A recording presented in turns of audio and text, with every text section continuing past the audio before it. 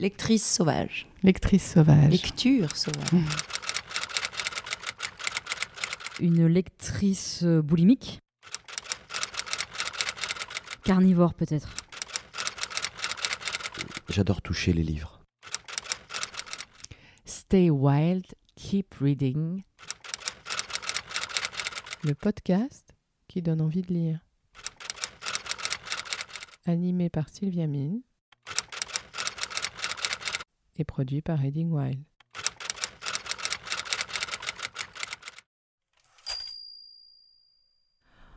On raconte que là-bas, les poètes se cognent les uns aux autres, comme une brique sur la tête d'un ennemi. On raconte que là-bas, le sol est jonché de milliers et de milliers de feuilles blanches, et que chacune de ces feuilles blanches a appartenu à une personne abandonnée par les mots. C'est un no man's land, un terrain vague, un gisement mort entre les strophes. Tous, nous connaissons ce lieu. Tous, nous connaissons cette peur de ne plus être à la hauteur du texte précédent. Tous, nous redoutons cet appel de la synchronicité qui ne se chorégraphiera en rien. Alors nous nous répétons mantra, mantra, cela ne peut pas ne pas avoir de sens, cela ne peut pas ne pas être un signe, cela ne se peut. Et les jours passent, on s'échine, on s'obstine, pas une ligne, pas une rime, apnée, souffle court, apnée, feuille blanche, je peux écrire, je veux écrire, je dois écrire, je peux le faire. Et les jours passent, on s'aigrit, on s'agrippe à la fausse perle, la fausse pépite, la pâle copie. Déjà vu, déjà lu, déjà dit, prêt à porter, prêt à rapper, prêt à slammer. Et puis soudain, ton poème est là, devant toi. Tapis rouge qui se déroule comme écrit, comme sorti, comme jailli d'un autre que toi. Alors certes, ton poème est encore à ciseler, certes, ton poème est encore à apprivoiser, mais il est là, devant toi, coup de poing immobile au milieu des milliers et des milliers de feuilles blanches qui se mettent à tourner et à tourner autour de lui. Écoute, oui, écoute, c'est une invitation. C'est une invitation à enfin entendre ce que ton ventre, ce que ton bide, ce que tes tripes ont à te dire. Lisette Lambé, bonjour. Bonjour. Je suis très heureuse de vous rencontrer aujourd'hui et de pouvoir vous recevoir dans notre podcast Stay Wild, Keep Reading, parce que dès que je vous entends, plus peut-être encore que de vous lire, mais dès que je vous entends, ça me touche tellement, je trouve ça tellement fort pour apprendre à mieux vous connaître aussi, parler évidemment de votre rapport à la lecture, aux livres que vous avez lus et de votre écriture. Alors on a quand même une question rituelle dans ce podcast par laquelle je commence toujours, c'est Lisette Lambé, quelle lectrice êtes-vous ? Alors je suis une lectrice qui picore. Je picore, donc c'est-à-dire c'est assez rare, c'est vrai qu'un livre me tienne du début à la fin, donc j'ai autour de moi des piles de livres. Ah ouais. Je commence, et ça je tiens ça de mon père, je pense, oui. et de ma mère aussi. Donc je vois un peu leur chambre à coucher, voilà. Ils sont entourés de livres et on ouvre à différents endroits, différents moments, et j'avance. Alors c'est plus facile peut-être avec des recueils de poésie, oui. On y revient, voilà. Comment la lecture est entrée dans votre vie ? Ça a été une évidence tout de suite, vous avez aimé lire, découvrir des auteurs très vite. C'est quoi votre premier contact et votre rapport initial à la lecture ? Alors moi, si je ferme les yeux, je vois cette cité où on habitait et ces bibliothèques, puisqu'il y en avait plusieurs chez mes parents. Donc j'étais entourée de livres, mes parents sont des grands lecteurs. Pas des lecteurs pointus. Je dirais, voilà, ma mère aime bien les biographies et on a en tout cas sur photo, j'ai des photos de mon père nous lisant des bandes dessinées. Et puis c'est vrai que dans ma famille, de manière anecdotique, c'est mon père, c'est les fêtes de Pâques et nous on a en Belgique les cloches de Pâques, c'est-à-dire c'est comme voilà, Saint-Nicolas, etc. Et donc on nous demande de partir à la plaine de jeu, jouer pendant que mes parents préparent les cadeaux. Et puis quand on revient, c'est vrai que ma sœur a une poupée, une Barbie et d'autres choses. Et moi j'ai un livre et je sais que ce jour-là, c'était pas le cadeau que je voulais, mais par contre mon père m'avait fait une petite dédicace en me souhaitant que ce soit le début d'un très long chemin de lecture. Et j'ai pas compris à ce moment-là. J'ai pas compris ce qu'il me souhaitait. Je comprends aujourd'hui avec beaucoup de gratitude ce qu'il me souhaitait. Mais voilà. Mais cette dédicace de votre papa, qui est très jolie, vous pensez qu'il vous écrit ça, il vous transmet ça, pourquoi? Lui-même, dans son parcours, les livres, ça a été quelque chose d'important ou pour lui c'était... Je pense que... Alors, du côté de mon père, son père a fait des études d'agronomie, donc c'était des gens voilà, lettrés, ce sont des gens qui... mais je pense que mon père, et d'ailleurs ma mère aussi, ma mère, elle a abandonné l'école jeune. Ouais. Et mon père, puis il est parti au Congo, elle a rencontré mon père, et quand ils sont rentrés, mon père qui avait déjà un diplôme, il travaillait déjà dans une banque, son diplôme n'était pas reconnu en Belgique. Donc tous les deux ensemble, ils ont repris des études. Et je pense que ils ont aussi repris le fil culturel et que pour eux, le livre, l'éducation, les études fait partie d'un chemin d'intégration en fait. Clairement, mon père en tant que Congolais,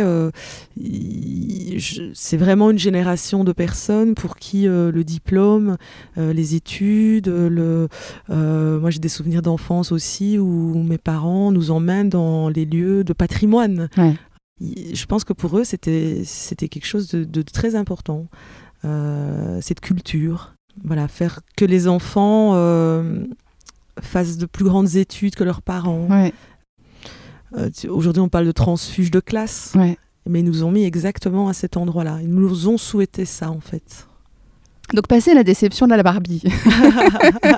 Est-ce que vous avez trouvé ce chemin de la lecture rapidement ou...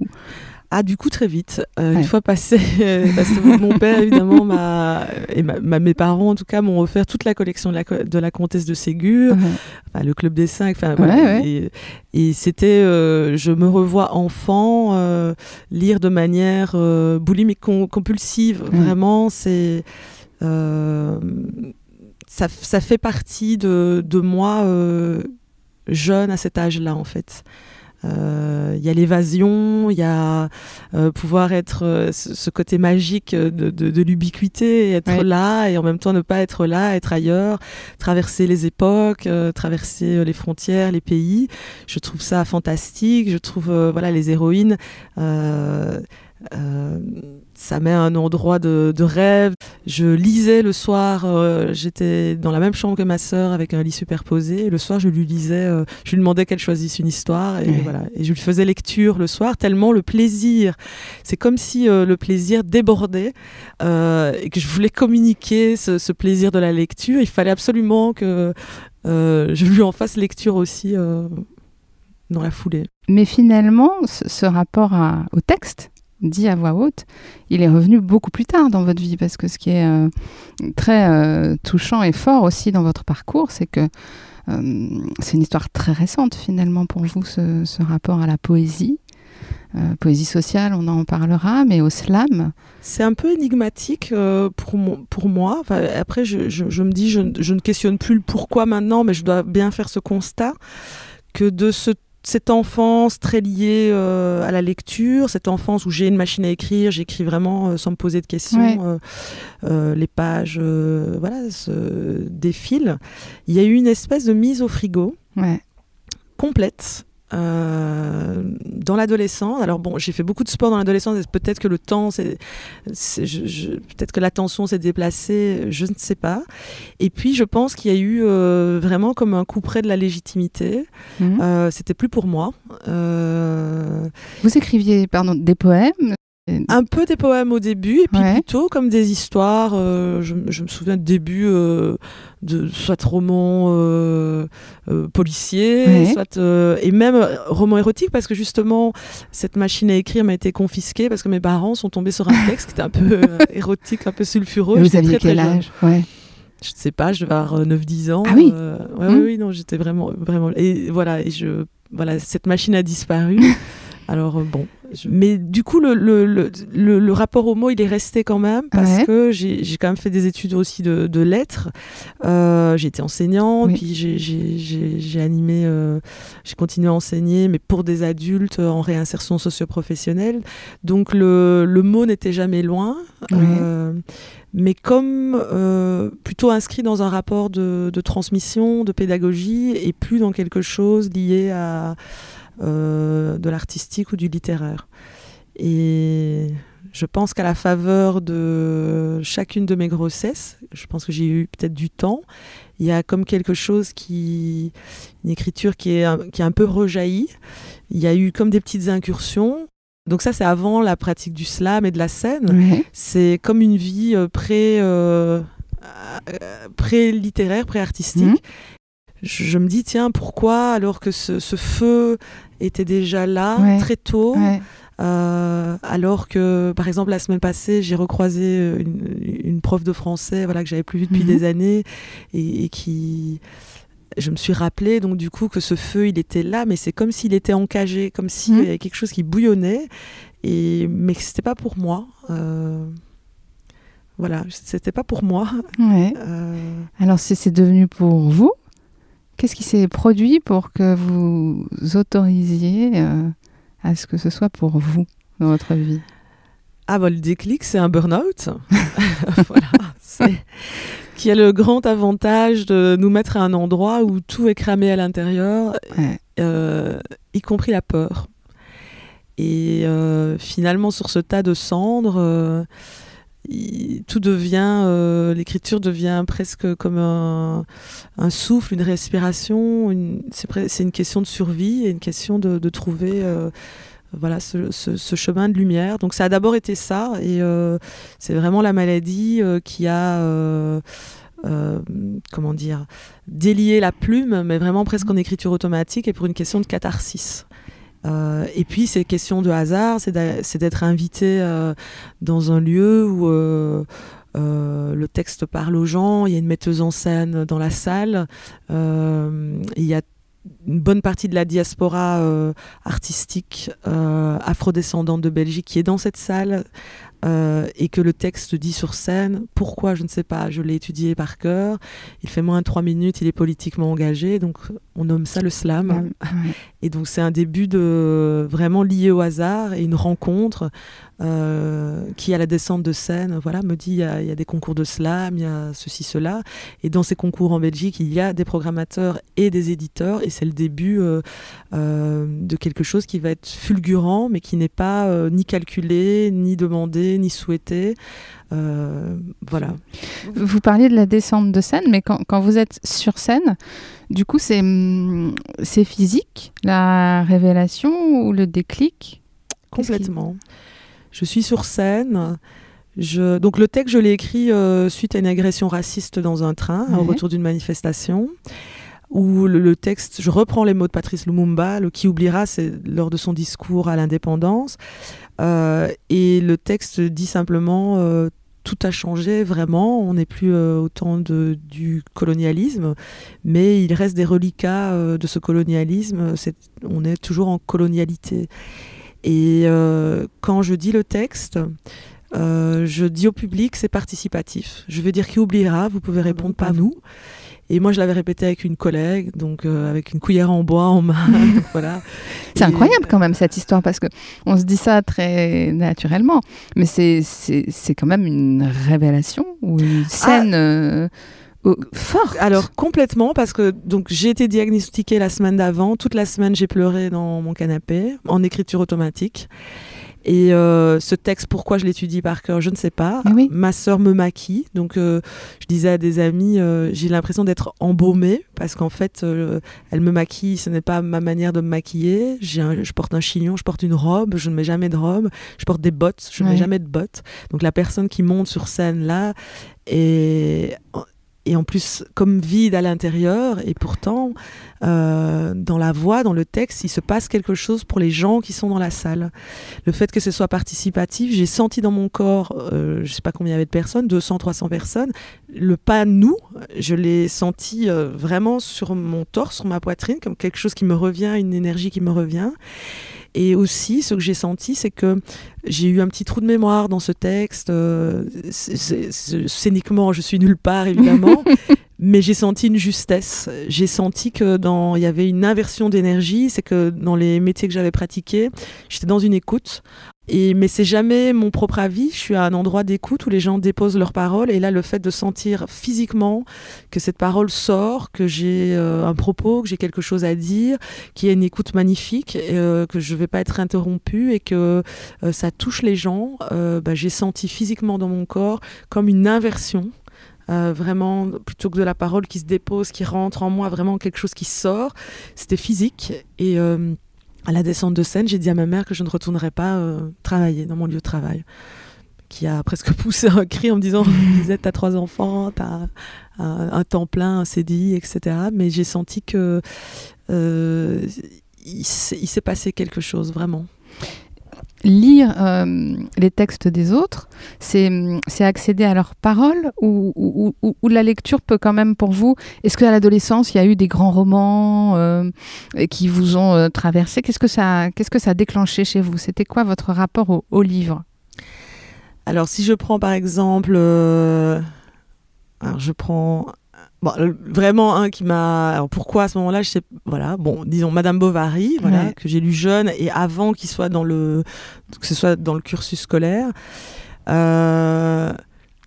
Moi, j'étais dedans, c'est-à-dire que la manière dont Flaubert écrit, c'est-à-dire que j'étais à côté d'Emma Bovary, j'étais dans cette histoire, et en même temps, c'est de la projection, en même temps, c'est l'éveil aussi au sens, c'est l'éveil à la sexualité, c'est l'éveil à l'amour. Puis c'est aussi une langue, c'est une rencontre avec une langue. Je me vois aussi jeune avec un dictionnaire tout prêt, toujours, et avec le plaisir d'aller aussi farfouiller dans le dictionnaire. Au-delà de Flaubert, est-ce qu'il y a eu des auteurs qui vous ont fasciné, accroché, dont vous avez eu envie de tout lire Ah oui, à un moment donné, j'ai lu... Alors, bon, c'est vraiment... À un moment donné, j'ai lu Solzhenitsyn voilà. C'est des... J'ai des lubies comme ça où on rentre dedans et puis c'est parti. Et je pense, quand je me revois à cette époque-là, je farfouille dans les bibliothèques, je farfouille dans les magasins, dans les librairies de seconde main. Et c'est comme pour moi, c'est même un endroit presque sacré. Ce sont des lieux... Il y a même... Au-delà même des histoires, c'est même l'objet, c'est-à-dire l'odeur de rentrer dans ces lieux, la sensation d'humilité, de se dire on n'aura jamais de toute une vie le temps de lire tout ça et donc de se sentir de passage et petit. C'est ce que j'allais vous demander. Est-ce que cet objet livre finalement vous impressionne ? Au sens... Dans l'idée de fixer un texte sur le papier, et j'en parle par rapport aussi à votre démarche, parce que votre rapport à l'écriture s'est fait beaucoup en premier lieu sur la scène. Pour une slameuse, le texte écrit, c'est une cerise sur le gâteau. Ce n'est normalement jamais, on n'arrive normalement jamais là, c'est-à-dire les textes sont faits pour la scène et pour être partagés oralement. Donc du coup, pour moi, ils vivent bien avant ça, ils ont leur existence, et tant mieux si ça va à cet endroit-là d'édition. Et je sais que par contre, ils vont vivre après. Et moi, je sais que j'ai des amis qui sont très stressés par cette question de fixer à un moment donné le texte, surtout d'enlever tout ce qui fait son oralité, les répétitions. Mais moi, là, je me suis vraiment lâché la grappe. Je me dis, il va être fixé, comme dans le dernier Brûlé. C'était fixé à un moment donné. Quand c'est édité, je ne le dis déjà plus comme ça sur scène. Il y a des passages qui ont sauté, où j'ai ajouté une fin. Mais j'accepte ça, que ce soit pris comme ça. C'est comme si c'était capturé. Ça fait partie du jeu. Donc pour moi, le livre, c'est un moment du texte. On parlait de Brûlé, Brûlé, Brûlé. Effectivement, le recueil aux éditions Iconopop. Est-ce que tous les textes fixés sur la page ont été dits sur scène, ou est-ce que vous avez écrit certains textes pour le livre ? Il y a quelques textes que je n'ai encore jamais dit. Là, ils sont dans le recueil. Je ne les ai jamais dits à l'oral et je les ai écrits expressément pour le recueil. Je ne sais pas si je les dirai un jour, mais ils sont là. Vous écrivez toujours à voix haute. Comment ça se passe quand vous écrivez ? Alors moi j'ai un processus qui est fort lié à l'écriture automatique, parfois. Voilà, ça sort, je me mets en écriture, je fais confiance à cette écriture automatique, mais très vite j'oralise. Donc cette matière, je la passe en bouche, je me déplace, je marche et je vois ce qui résiste à ce passage en bouche. Et donc moi c'est vrai que quand j'écris, là par exemple j'ai écrit cet été une nouvelle, c'est 12 pages, mais je l'ai écrite comme si je devais la lire en public. Et à ce moment-là, c'était pas prévu. Et puis on nous a dit après, on voudrait quand même bien que. Est-ce que vous acceptez aussi de l'enregistrer, etc. Je dis oui, il n'y a pas de problème parce que c'est déjà, elle est déjà oralisée dans le processus. Justement, quand vous découvrez un poème, est-ce que pour l'apprécier ou l'entendre, vous avez besoin de vous le dire à voix haute, ou est-ce que vous lisez dans votre tête, comme moi par exemple, comme le commun? Qu'est-ce qui se passe? Par exemple, on peut parler des poétesses peut-être que vous aimez, que vous avez pu découvrir et que vous pouvez nous faire découvrir. Oui, j'ai cette immense chance d'être entourée de plein de poétesses. Ouais. Alors, évidemment, la scène contemporaine, elle est très vivace, et c'est vrai que j'aime bien être à cet endroit-là, contemporain.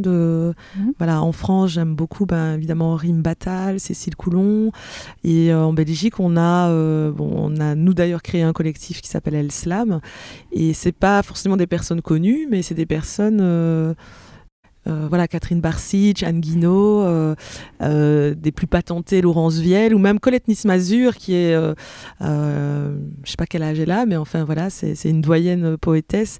J'adore ces femmes parce qu'elles récitent du texte d'autres personnes à haute voix aussi, par cœur, c'est magnifique. Mais moi, quand je les lis, je ne les lis pas à haute voix. Je suis une lectrice silencieuse. C'est vraiment une expérience de l'intime et en silence. Et ce que j'aime par contre, c'est de les avoir entendues, elles, lire leur texte à haute voix, et d'avoir encore cette musique, leur rythme, leur souffle, leur présence aussi. Et j'ai l'impression, du coup, en le lisant, moi, dans ma tête, d'avoir leur voix qui dit ce texte. Est-ce que vous avez eu des modèles? Je sais, dans votre reading list qui sera partagé sur le site Reading Wild, moi, vous me faites découvrir des titres, des auteurs, des poétesses. Alors, en traduction, je ne les ai pas lus en anglais, mais c'est vrai que j'ai beaucoup regardé à une époque du côté des États-Unis, et donc c'est vrai que, alors c'est pas spécialement en poésie, mais Maya Angelou, Toni Morrison, etc. C'est de ce côté-là en fait. C'est ces écrits-là, les écrits d'Angela Davis aussi. Donc c'est des mixtes entre romans, entre essais, et des femmes fortes, des femmes engagées. C'est ça le terreau en fait.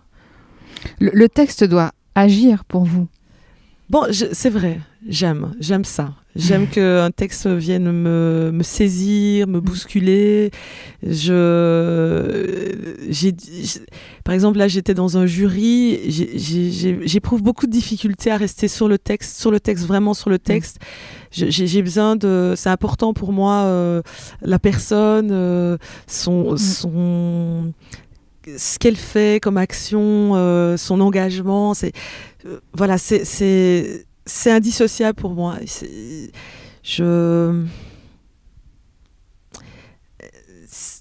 Le texte pour lui-même, tout seul, ça m'intéresse finalement moyennement. C'est ce que je ressens. Oui, j'aime beaucoup. J'aime connaître. Alors, c'est pour ça qu'à l'université, c'était compliqué pour moi quand on décortique les textes, qu'on fait de l'analyse textuelle vraiment dans le détail. Moi, ça m'a complètement coupé de mon goût pour la littérature, vraiment.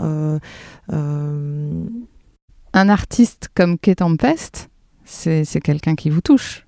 Complètement, totalement, c'est-à-dire là, pour le coup, la plume, la flamboyance, pour le coup aussi, là où l'écriture est emmenée, elle est sur scène, ce rapport à, ce dialogue avec la musique, les thématiques, évidemment, tout, en fait, c'est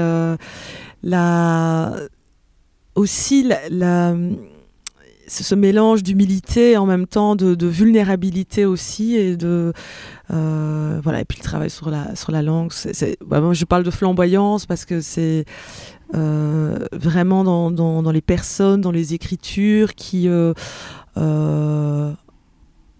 en plus se renouvellent, en plus sont chaque fois ailleurs. Enfin voilà, je suis fan vraiment.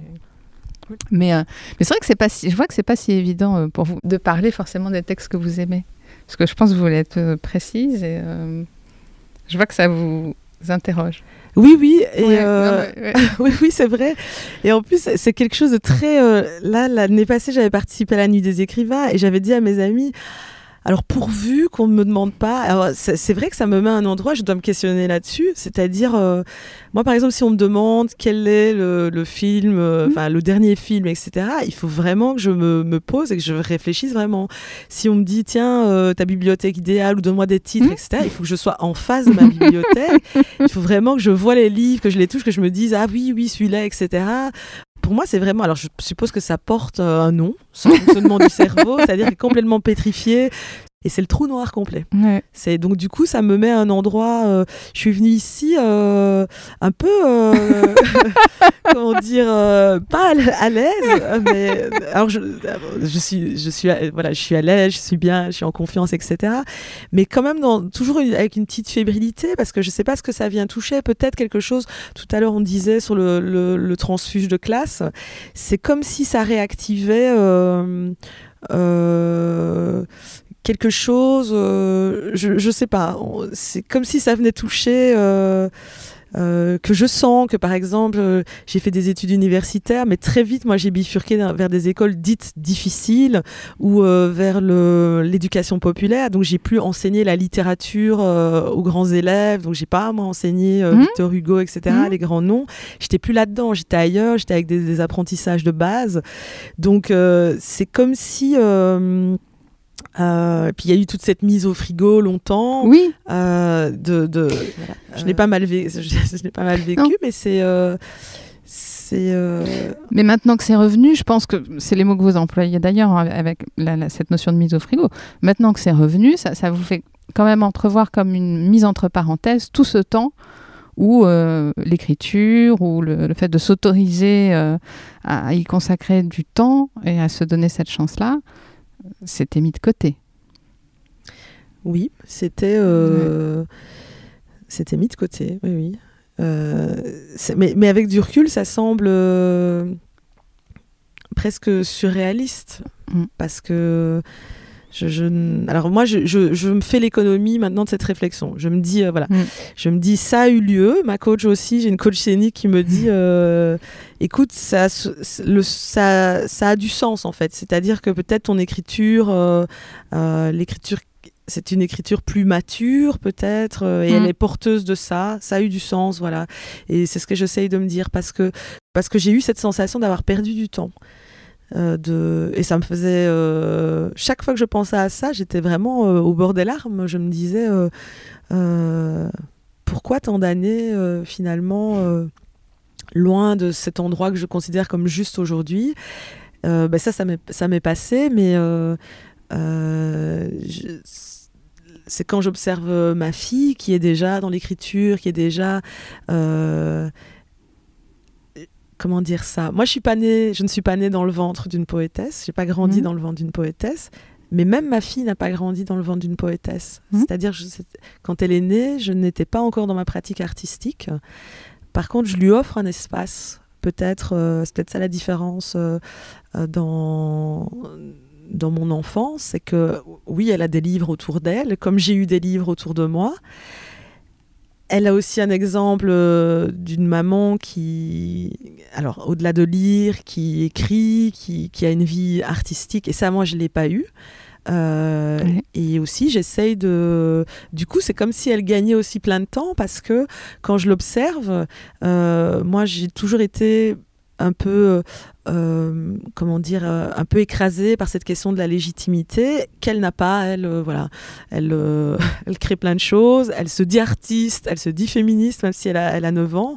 Elle dit des choses qui, pour moi, n'existaient même pas dans Voilà, la question évidemment du féminisme, la question de pouvoir un jour devenir artiste. J'ai l'impression qu'elle a tellement d'avance.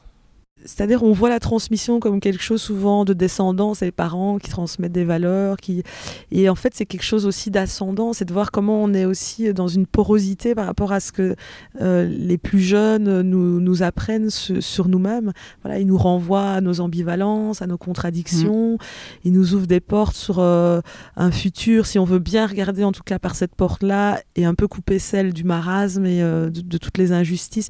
Si on veut quand même bien regarder par cette porte-là, on voit une jeunesse qui se pose des questions qui sont liées à l'écologie, des questions qui sont liées au genre, des nouvelles questions et qui sont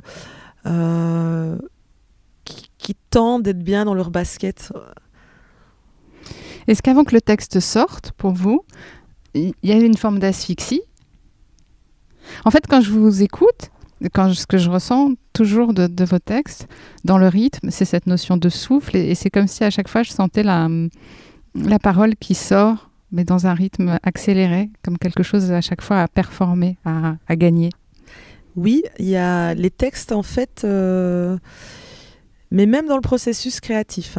C'est-à-dire que moi, par exemple, je marche, voilà, j'aime marcher, et je m'empêche de prendre avec moi un calepin ou de quoi noter, et donc je me mets comme si j'étais en grande porosité des sens, et c'est un glanage mais sans écriture, donc je prends les odeurs, ma rétine, etc., j'aiguise le regard, et c'est comme si ça commençait à m'emplir. Et puis j'arrive à un endroit où ça déborde en fait. Et donc ça, c'est le moment d'écriture pour moi, c'est que je peux rentrer chez moi, et alors là je me pose et je retransforme, je métamorphose en mots tout ce qui est venu me toucher sensoriellement. Et donc il y a de ça, du débordement. Moi j'utilise vraiment toujours quand je parle de mon écriture, la question du jaillissement. Parce que quand j'écris des textes liés à des injustices, des discriminations, j'ai l'impression que c'est quelque chose qui tourne vraiment à l'intérieur de moi et qui demande de manière impérieuse à s'exprimer. Et je pense que l'écriture garde la trace de ça, de quelque chose qu'en slam on nomme urgence de dire. L'écriture est chargée de ça. Alors je vous ai quand même demandé d'amener un livre que vous aimiez. Donc on va pas faire le questionnaire lecture. On va Merci. le stress. Mais en revanche, on va vous écouter, lire un texte que vous aimez. Oui. Vous pouvez en dire quelques mots. Oui, c'est Ferlinghetti qui nous a quittés il n'y a pas longtemps. Il avait passé 100 ans. Donc son texte, c'est Poésie, art de l'insurrection. C'est un petit recueil. Moi, j'appelle ça ma petite Bible rouge, mais beaucoup de poètes et de poétesses ont ce livre. Il donne des définitions de qu'est-ce que la poésie, qu'est-ce qu'être poète. Et je peux l'ouvrir. Il est d'ailleurs chez moi posé à vue, donc chaque jour je l'ouvre, je prends une définition, alors je me dis voilà, c'est que ça doit me dire quelque chose de précis, je peux l'ouvrir à n'importe quel endroit et ça marche en fait. Je l'utilise en atelier, on se le passait quand on pouvait se le passer encore de main en main. Voilà, c'est un texte qui m'émeut profondément et qui pour moi est intemporel et incandescent. On vous écoute. Au hasard. Qu'est-ce que la poésie ? Un clown qui rit, un clown qui pleure, un clown qui tombe le masque. La poésie est l'hôte inconnu dans la maison. La poésie est la grande mémoire, et chaque mot une métaphore vivante. La poésie est l'œil du cœur, le cœur de l'esprit. La poésie est l'ultime refuge intime. La poésie comme première langue d'avant l'écriture, qui chante encore en nous, musique muette, musique du chaos. Merci beaucoup, Lisette Lambé. Voilà, je vais chercher à un autre endroit du texte.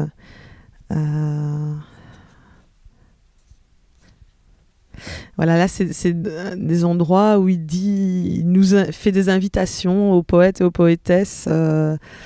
Voilà, il nous dit rends les nouvelles neuves, écris au-delà du temps, réinvente l'idée de la vérité, réinvente l'idée de la beauté. Aux premières lueurs, ose l'emphase poétique. La nuit, l'emphase tragique. Écoute le chointement des feuilles et le clapotis de la pluie. Pose l'oreille sur le sol et entends la terre tourner, la mer déferler, les animaux mourants se lamenter. Conçois l'amour par-delà le sexe. Mets tout et tout le monde en question, même Socrate qui questionnait tout. Questionne Dieu et ses acolytes sur terre. Sois subversive, remets sans cesse en cause réalité et statu quo. Efforce-toi de changer de monde et qu'il n'y ait plus besoin d'être un dissident. Lis entre les vies, écris entre les lignes. Tes poèmes doivent être quelque chose de plus qu'une petite annonce pour cœur brisé. Voilà, on peut se dire que ça s'adresse à tout le monde, peut-être directement à vous. On a picoré, on a pratiqué ce qu'on s'est dit au début du podcast. On postera la reading list et comme ça, les gens pourront retrouver quelques-unes de vos références et peut-être par écrit, vous nous direz chaque livre pourquoi vous les avez choisis. Et comme ça nous a laissé plus de temps pour parler de votre écriture. D'accord, merci beaucoup en tout cas pour cette invitation. Merci à vous Lisette Lambay, à bientôt. Stay wild, keep reading. Le podcast qui donne envie de lire. Animé par Sylvia Mine et produit par Reading Wild.